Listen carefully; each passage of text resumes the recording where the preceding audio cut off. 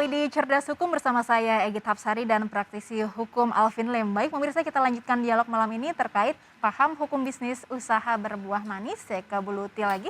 Bu Luti, lantas sekarang bagaimana kondisi saudara Ifranius ini?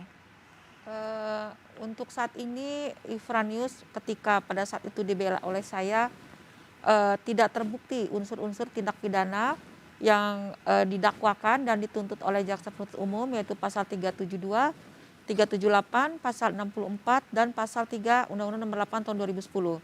Kenapa? Tadi yang menariknya adalah dari perikatan perdata tadi yang tadi disampaikan oleh Pak Alvin, adanya kesepakatan, tetapi akhirnya menjadi perkara pidana, ya, penipuan penggelapan, tetapi alhamdulillah tidak terbukti di persidangan karena memang satu, ada kelebihan bayar dari Ifranius, lalu yang kedua juga sebenarnya perkara itu terlalu prematur untuk diajukan di persidangan. Kenapa?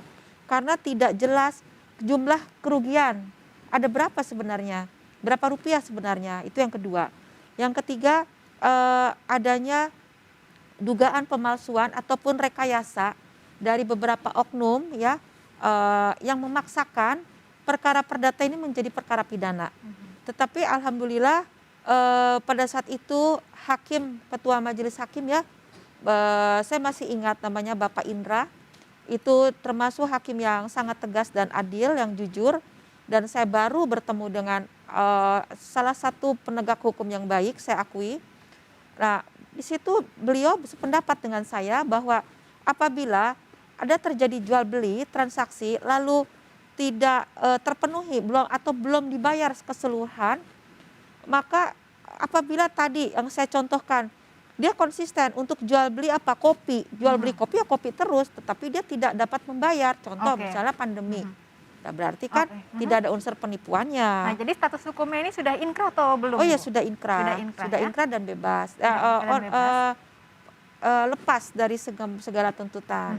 Pada saat itu ditangani oleh saya. Oke, nah selama Bu Luti ini mendampingi sebagai kuasa hukum, ini pelajaran apa sebenarnya yang bisa dipetik oleh para pebisnis atau yang bahkan ingin memulai bisnis? Baik, jadi saran saya sebagai praktisi hukum untuk para pemula, ya, bisnis pemula itu harus hati-hati, ya. Selain harus ada niat goodwill yang baik, ya, tadi Pak Alvin katakan, juga harus hati-hati. Nah, lalu dalam membuat kontrak juga libatkanlah orang yang mengerti membuat kontrak. Jadi jangan copy paste gitu kan di Google misalnya, sama kok, belum tentu, ya. Jadi harus libatkanlah konsultan hukum. Apabila misalnya bisnisnya berkembang sudah besar, libatkanlah konsultan pajak, libatkanlah akuntan publik, ya kan. Apabila misalnya dari satu kafe ternyata akhirnya berkembang jadi ada 100 kafe, tentunya sudah tidak bisa lagi pakai manual kan. Nah, tentunya banyak harus melibatkan yang harus akuntan, ya. betul. Baik, terima kasih Bu Luti. Kalau menurut Pak Alvin, selain disampaikan Bu Luti, apa saja yang perlu dipelajari menjadi pelajaran dalam kasus ini, khususnya bagi generasi muda? Jadi kasus ini kasus klasik anak muda, ya. Kenapa saya bilang kasus klasik anak muda? Anak muda itu jiwanya masih liar, terus ambisiusnya gede, ambisi dia besar. Tapi dia tidak pernah menilai seberapa jauh kekuatan dia, gitu loh. Jadi ketika misalnya dia berbisnis, dia cenderung ambil barang yang banyak, mau coba jualan banyak. Padahal ketika dijualan tidak laku, ya, dia tidak ada penjualan, berarti otomatis tidak ada cash. Ketika tidak ada cash, inilah yang jadi masalah, karena di dalam bisnis cash is king. Uang itu raja. Kenapa saya bilang uang itu raja? Kita punya uang banyak, kita punya inventory banyak, tapi kita nggak bisa bayar listrik, nggak bisa bayar gaji pegawai, bisnis itu akan bermasalah. Ya, jadi misalnya jualan kambing, kambingnya banyak, tapi nggak kejual-jual. Nggak mungkin dong ada tagihan orang bank, waduh saya nggak ada duit nih, udah kambing saya satu buat kamu deh, kembalian sini. Nggak bisa di situ. Nah, Walmart, Kmart di Amerika itu bangkrut, kenapa?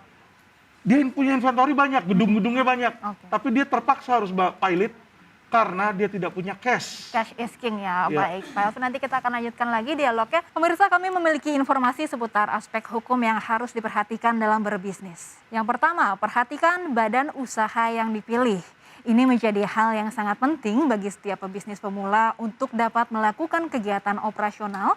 Sebaiknya memilih jenis badan usaha yang tepat, baik itu perseroan terbatas atau PT atau CV maupun firma. Berikutnya kita harus mengetahui dasar hukum dalam perjanjian.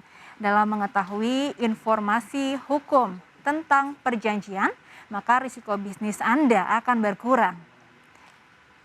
Tips selanjutnya yaitu pastikan Anda memiliki legalitas sebelum berbisnis. Melalui legalitas, Anda akan mendapatkan perlindungan hukum serta kesempatan untuk mengembangkan usaha menjadi lebih besar. Legalitas juga merupakan bentuk kepatuhan terhadap aturan-aturan hukum yang berlaku di Indonesia. Lalu, perhatikan juga aturan hukum dalam menagih utang kepada rekan bisnis. Dengan mengetahui hal ini, kita tidak akan terkecoh dan tertipu mengenai hal-hal yang berkaitan dengan penagihan utang. Selanjutnya, bayar kewajiban Anda secara tepat waktu agar terhindar dari masalah hukum. Dan tips yang terakhir yang dapat dilakukan adalah Anda dapat menggunakan jasa lembaga hukum dalam mengatur segala urusan bisnis Anda terkait masalah hukum. Seperti perjanjian bisnis, kontrak kerja karyawan, hingga urusan mengenai perizinan lainnya. Baik, dari Pak Alvin sendiri ada closing statement terkait perkara ini, Pak? Ya tentu. Kalau kita lihat ya, dalam kasus Ifranius, di penyidikan dia menggunakan lawyer lain, di mana di dalam persidangan dia menggunakan Ibu Luti. Di dalam penyidikan, kasusnya itu bukannya jadi selesai tapi makin melebar. Jadi yang terpenting adalah saran saya, pilihlah lawyer yang benar. Jadi kalau ketemu lawyer, kalau mau hire lawyer, tanyakan dulu prestasi Anda apa. Apa yang sudah Anda raih, apa yang berhasil kalian tangani, lawyer itu tangani ya. Jangan cari lawyer itu yang cuma terima uang terus kabur. Apalagi terima uang terus kerjanya liburan jalan-jalan ke Bali, kliennya dicuekin. Nah itu anti di situ. Jadi cari lawyer dengan prestasi, tanyakan prestasi kamu apa kasus-kasus apa aja. Tolong tunjukkan. Baik, jadi carilah lawyer dan konsultan hukum yang baik dan benar. Terima kasih Pak Alvin sudah berbagi tips dan juga terima kasih Bu Luti sudah berbagi kisahnya bersama kami. Ya pemirsa, demikian diskusi kita malam ini. Saya Gita Apsari dan Alvin Lim undur diri. Sampai jumpa lagi di Cerdas Hukum pekan depan. Cerdas Hukum, talkshow hukum kekinian, mencerdaskan dan solutif. Salam sehat, tetap terapkan protokol kesehatan dimanapun Anda berada dan sampai jumpa.